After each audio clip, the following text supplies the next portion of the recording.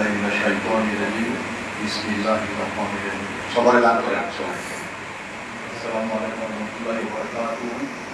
আমি সর্বপ্রথম আমার সৃষ্টিকর্তা আল্লাহ তাআলার কাছে কৃতজ্ঞতা প্রকাশ করছি আজকে এই জুমার দিনে এখানে এসে জুমার নামাজ আদায় করার সুযোগ পাওয়ার জন্য। আমরা আমাকে যেসব ভাইরা এখানে আমন্ত্রণ করেছেন আমি তাদের কৃতজ্ঞতা প্রকাশ করছি। আমি সর্বপ্রথম গত জুলাই আগস্টে ফ্যাসিস্টের বিরুদ্ধে আন্দোলন সংগ্রাম করতে গিয়ে যে সকল ছাত্র, যুবক, শ্রমিক, শিশুরা শাহাদাত বরণ করেছেন তাদের রূহের মাগফিরাত কামনা করছি। আমি ব্যক্তিগতভাবে মুক্তিযুদ্ধের ঘোষক শহীদ রাষ্ট্রপতি জিয়া রহমানের জন্য দোয়া চাচ্ছি।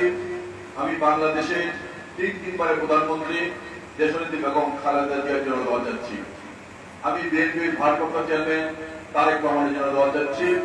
আমি ফিলিস্তিনে নির্যাতিত ভাই ও বোনদের জন্য দোয়া চাচ্ছি। আমি ভারতে নির্যাতিত মুসলমান ভাইদের জন্য দোয়া চাচ্ছি।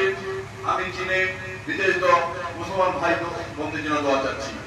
আমি সর্বোপরি সারা বিশ্বে নির্যাতিত মুসলমান ভাই ও বোনদের জন্য দোয়া চাচ্ছি।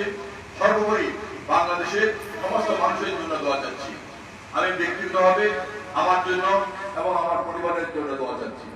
সম্মানিত এলাকার মুসলিম ভাই ও ভাইয়েরা, আপনারা জানেন আমরা গত 16 বছর একটি ফ্যাসিস্ট সরকার আমাদের মানুষের বুকের ভিতর চেপেছিল। বাংলাদেশের কোনো মানুষ কথা বলতে পারেনি, সাংবাদিকরা তাদের কলমে লিখতে পারেনি, আলেমরা তাদের মন করে তাদের বয়ান করতে পারেনি।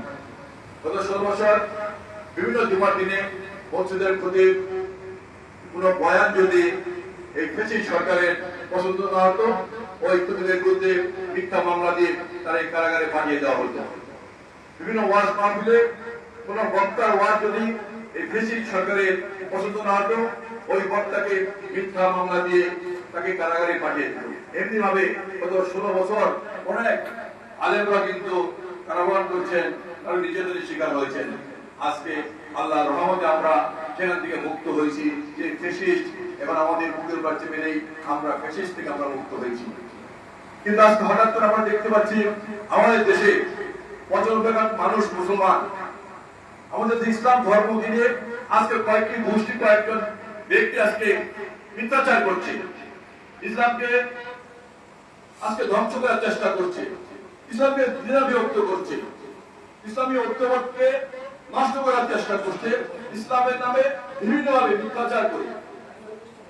আমরা সবার কাছে আহ্বান থাকবে, যারা ইসলাম নিয়ে মিথ্যাচার করছে, ইসলামকে দ্বিধাবিভক্ত চেষ্টা করছে, ইসলামকে বিকৃত করার চেষ্টা করছে, যারা ইসলামের ঐক্যকে বিনষ্ট করার চেষ্টা করছে, তাদের থেকে সজাগ থাকতে হবে। আমরা পরিষ্কার ভাষায় বলতে চাই, আমরা আমাদের সৃষ্টিকর্তা আল্লাহ তাআলার নির্দেশ পালন করব, আমাদের নবী হযরত মুহাম্মদ সাল্লাল্লাহু আলাইহি ওয়াসাল্লামকে অনুসরণ করব। আর যে আজকে নতুন করে আমরা সোশ্যাল মিডিয়া খুলে দেখতে পাই একজন আলেম আর যে আলেমকে কিভাবে গালাগালি করেন, এটা কিন্তু আজ থেকে 15 বছর আগে আমরা কখনো দেখিনি।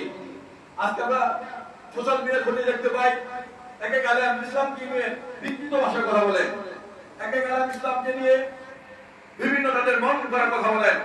এইসব ব্যাপার থেকে আমাদেরকে সবাইকে সজাগ থাকতে হবে। আমরা মনে করি এটা ইসলামকে ধ্বংস করার একটি চক্রান্ত।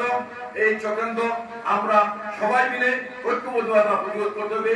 সেই আহ্বান জানিয়ে সবাইকে সংগ্রামী সালাম ও অভিনন্দন জানিয়ে আমি আমার বক্তব্য শেষ করছি। আসসালামু আলাইকুম ওয়া রাহমাতুল্লাহি ওয়া বারাকাতুহু।